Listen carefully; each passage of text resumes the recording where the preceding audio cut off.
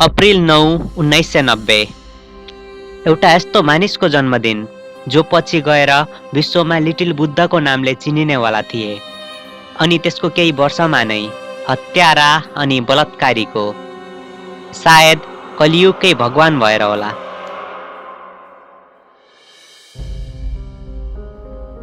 हो, म त्यही नयाँ लिटिल बुद्ध रामबहादुर बमजनको कुरा गर्दैछु, जसलाई आज प्रहरी बलात्कारीको आरोपमा खोजिरहेको छ।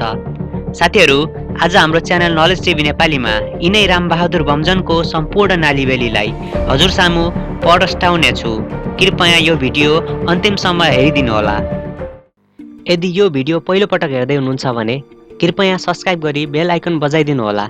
यस च्यानलमा यस्तै नलेजेबल कुराहरू राखी हजुरहरूको ज्ञान अझै बढाउने प्रयास गर्नेछु। एउटा फोटो भाइरल भएको थियो।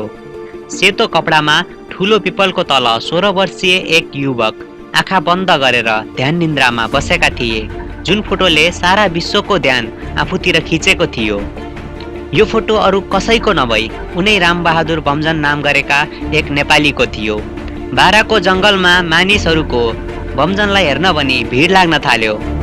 6 महिनादेखि पानी पनि नखाई घोर तपस्यामा बसेको र बुद्धत्व प्राप्त नगरुन्जेल आफ्नो तपस्या नछाड्ने भन्ने कुराले गर्दा यिनै बमजनलाई सारा विश्वले सिद्धार्थ गौतम बुद्धको नाम जोडी लिटिल बुद्ध बनाइदियो। त्यसपछि सम्पूर्णले सम्मान अनि आदरको साथ लिटिल बुद्धलाई पुज्न लागे। यिनको फोटो घर घरको पूजा कोठामा माला बनाएर घाँटी घाँटीमा झुन्डाइन लाग्यो।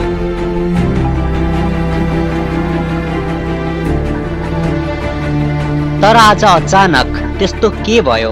हिजो भगवान मानिएका बमजन आज अपराधी किन बने त?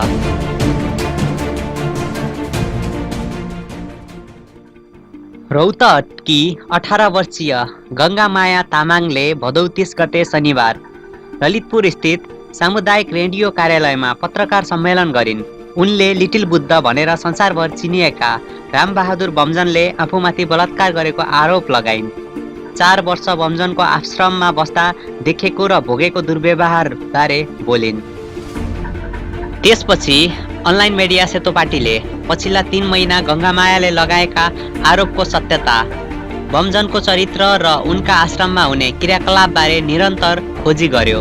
करिब 2 वर्ष अघि 14 जना नाबालिग केटीहरू संसारिक जीवन त्यागेर आन्नी बन्न भनी बमजनको आश्रममा पुगेका थिए। उनीहरू 12 देखि 18 वर्षका थिए। उनीहरू बमजनलाई भगवान मानेर त्यहाँ पुगेका थिए। पुगेपछि उनीहरूले थाहा पाए बमजन भगवान होइनन्, उनी मानसिक हिसाबले स्वस्थ मानिस पनि होइनन् भन्ने उनीहरूले बिस्तारै बुझे। यौन र हिंसाको आवेगले व्याकुल बमजन आफूहरूलाई यौन शिकार बनाउन चाहन्छन् भन्ने बुझ्दै गए। यसै गरी बमजनकी श्रीमती दीपशिखाको भूमिका पनि विवास्पद र दवेद्र चरित्रको देखिन्छ। उनी दार्जिलिङकी हुन्। उनकी फुपू धेरै अघि बमजनको दर्शन गर्न बाराको हलखोरिया आएकी थिइन्। धेरै पटक आउजाउ गर्दा उनी बमजनसँग नजिक भइन्, आश्रममा बस्न थालिन्। उनले दीपशिखालाई दार्जिलिङबाट ल्याएर बमजनको सहयोगीका रूपमा स्थापित गरेकी हुन्। त्यो बेला बमजनको सम्बन्ध सर्लाहीको बागमती नगरपालिका 12 की रीता बोटसँग थियो। उनी आश्रममा रीतासँगै बस्न थालेका थिए। केही समयमा नै रीता रहस्यमय ढङ्गले बेपत्ता भइन्।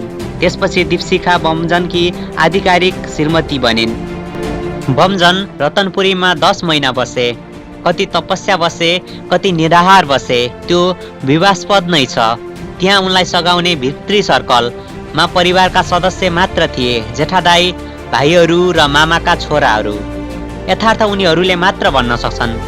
बमजन नखाई तपस्या बसेका हुन् या होइनन् अन्यल नै छ।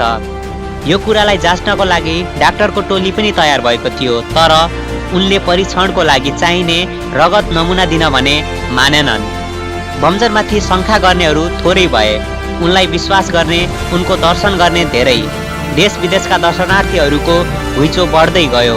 शङ्का गर्नेहरू बिस्तारै पाखा लाग्न थाले, चुप बस्न थाले। विश्वास गर्ने कतिले उनलाई भगवान मान्न थाले भने कतिले स्वयं बुद्ध नै।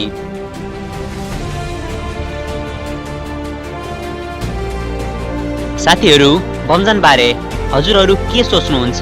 म हजुरहरूको सोचमा नै छोड्दछु, किनभने प्रहरी यो कुराको सत्यता अझै खोज्दैछ र आरोप भने प्रमाणित भइसकेको चाहिँ छैन।